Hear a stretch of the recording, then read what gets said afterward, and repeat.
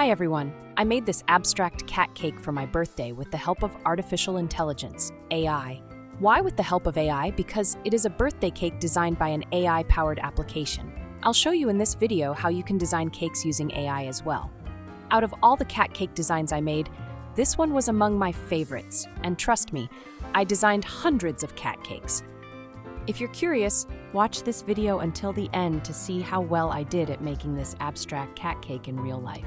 For those of you who don't know me, I'm Roxy from roxyskitchen.com. I'm a geek who works in the technology industry and a home baker who loves making creative and tasty cakes for our family members. I share cake tutorials with step-by-step pictures or videos on my website and YouTube channel.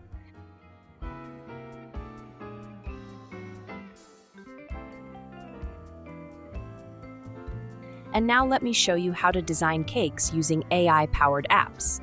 This abstract cat cake is my third AI-designed cake that I tried replicating in real life.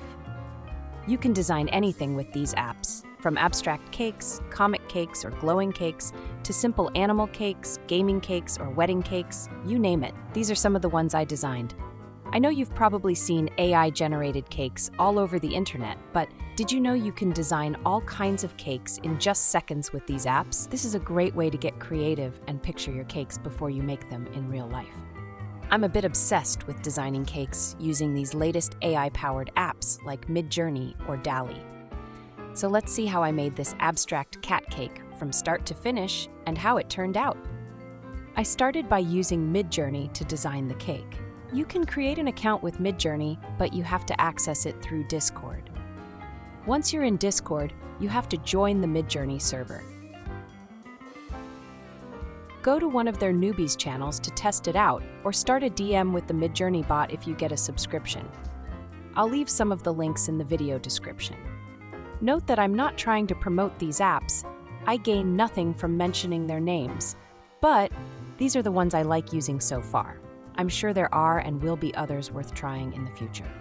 To create any design in MidJourney, start by typing imagine whatever cake design you want to see. It's super easy to use. In my case, I typed /imagine, and in the prompt I typed a tear face cake, 2D cake, simple design, cat theme, abstract AR 2x3, where R 2x3 is the image dimension or ratio you want your generated pictures to have.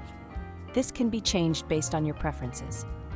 4 images will be generated in this case in a 2x3 ratio. You can upscale this image by clicking on U2. Then you will get a larger version of this single cat cake design. You can literally generate thousands of creative cake designs in no time. Just let your imagination go wild. Now back to making our abstract cat cake in real life. In order to make this, you need a 2-tier cake. Everything in this video is homemade. My top tier was an 18 centimeter or 7-inch moist vanilla cake filled with vanilla pastry cream, buttercream, and raspberry jam.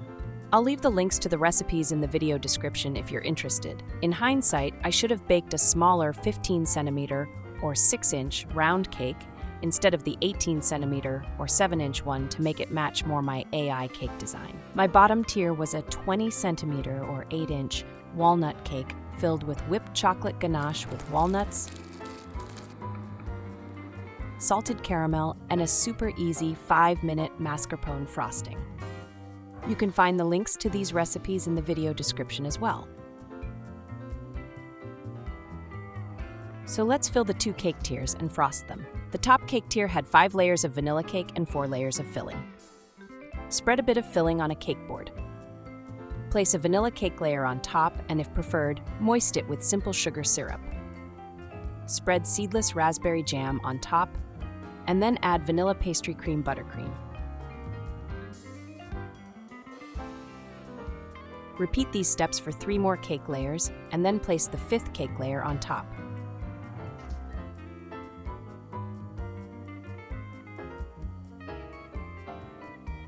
Note that you also need to insert boba straws or cake dowels to add some stability to the cake.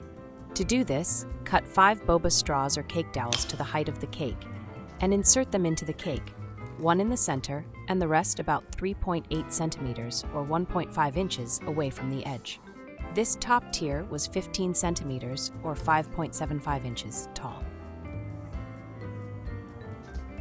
For the bottom tier, I have a walnut cake layer, then the walnut filling, another cake layer on which I spread salted caramel sauce, then mascarpone frosting, and another cake layer. I inserted boba straws to add some support, and then placed a cake board on top. Then I filled another walnut cake in a similar way. This cake tier ended up being 16 centimeters or 6.25 inches tall. I crumb-coated both cakes with a thin layer of white chocolate buttercream. You can use regular buttercream or plain dark chocolate ganache as well. I find it easier to make sharper edges when using plain chocolate ganache. We like cakes with thick layers of filling, so covering the cake with ganache is recommended. It just holds in the filling better, and when you cover the cake with fondant, this won't bulge. However, this time I went for this fluffy white chocolate buttercream. Probably not the best choice, but it's delicious.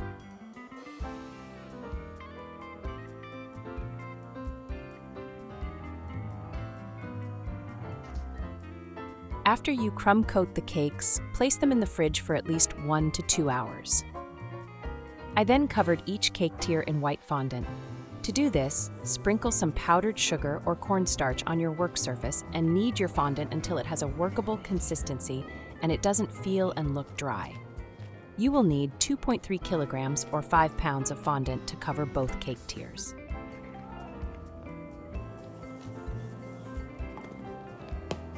Roll out the fondant in the approximate shape of your cake. Use a measuring tape or a piece of string to measure the top and sides of the cake tier to decide how much you should roll out the fondant. For example, for the top tier, roll fondant that's 76 centimeters or 30 inches in diameter.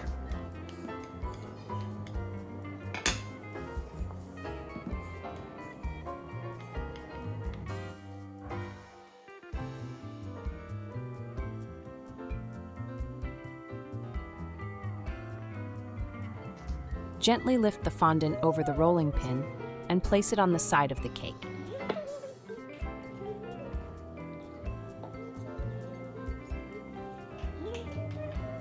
Start unrolling the fondant from the side of the cake and across the top to the other side. Smooth the fondant with a fondant smoother, or the palm of your hand, starting from the top.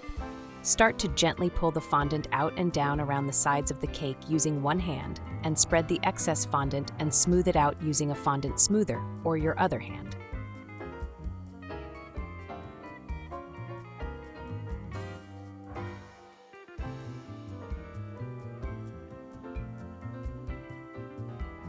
Trim the edges at the bottom using a sharp knife or cutter.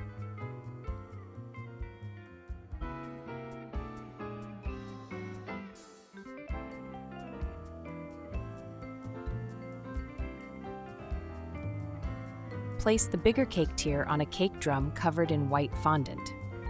Then, place the smaller cake tier on top.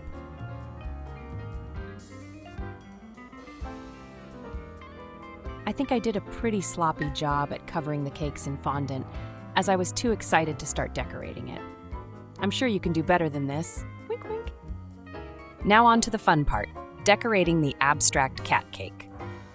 I mixed yellow and a bit of red fondant to make the orange color as seen on the design. Sprinkle some powdered sugar or cornstarch on your work surface. Make sure you knead your fondant until it has a workable consistency and it doesn't feel and look dry. Roll out the fondant.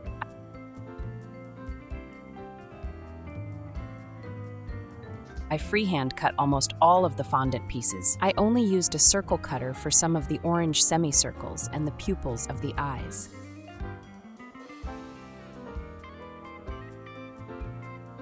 The trick to getting the shapes right is to always refer back to the design, so have it printed out and handy.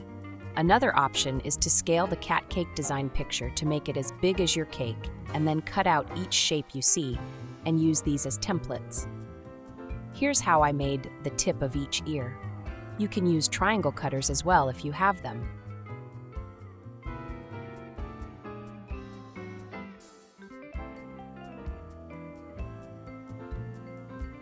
The left eye has a bit of yellow.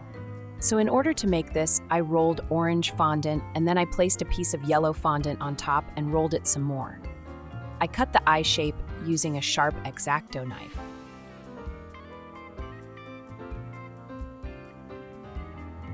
Then I used the first eye as a template to cut the second one out of yellow fondant.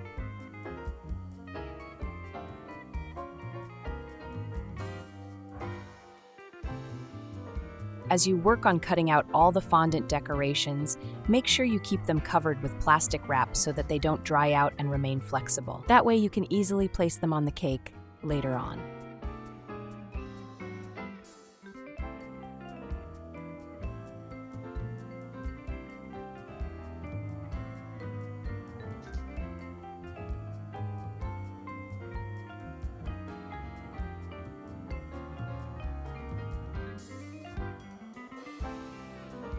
For the cat's ear outline, I rolled thin ropes out of black fondant. You can use the palm of your hands to slightly flatten them out on the top side to make them look like in the picture.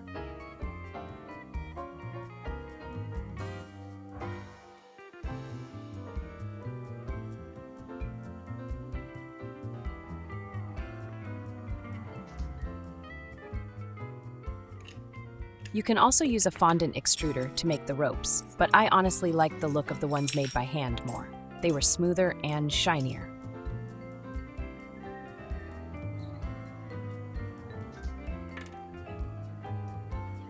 Continue cutting all the fondant pieces.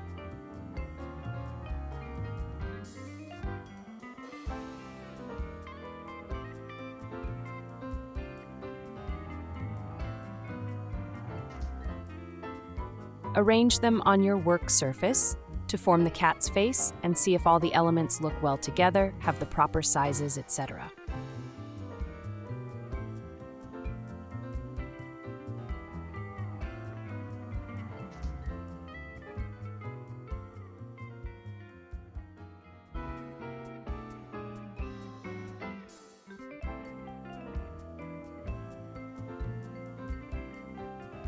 Now, start placing all the fondant decorations on the white cake.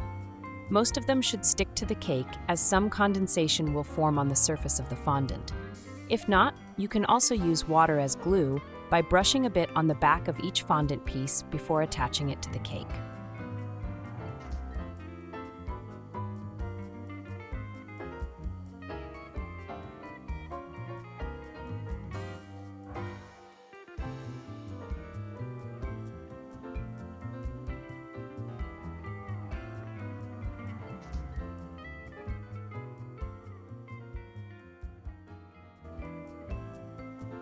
For the tiny round dots, I used edible black sugar pearls. You will need a pair of tweezers to handle them.